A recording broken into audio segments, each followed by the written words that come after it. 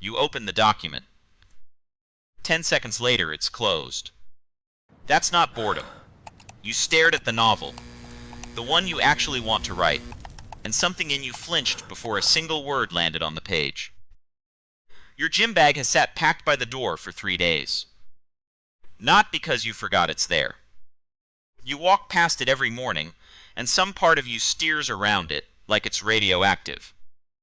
Meanwhile, your thumb is moving, scrolling something forgettable, something that costs nothing, while an email titled Dream Job Application sits unread in your inbox, unopened, untouched. Notice the pattern. You don't procrastinate on the laundry with this intensity. You procrastinate on the things that would actually change your life if they went well. Here's the mechanism most people never name. As long as the novel stays unwritten, it can still be brilliant. As long as the application stays unsent, you're still someone who might get the job. The moment you actually try, that possibility collapses into a verdict.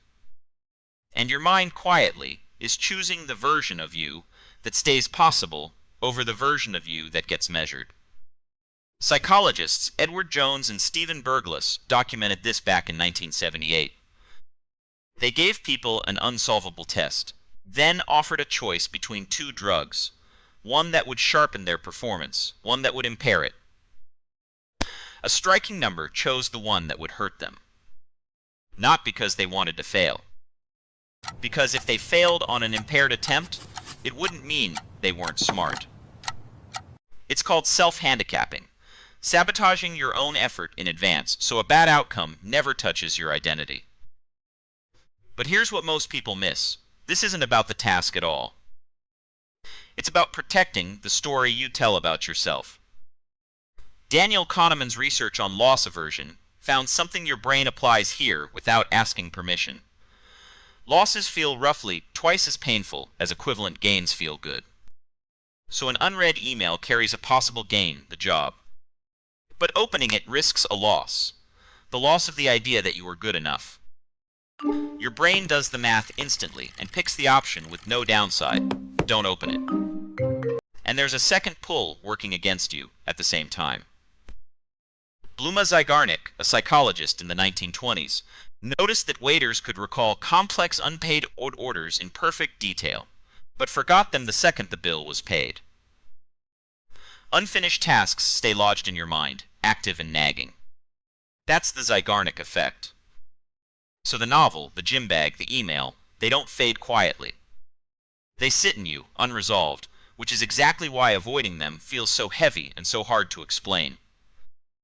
So what do you actually do with this tonight?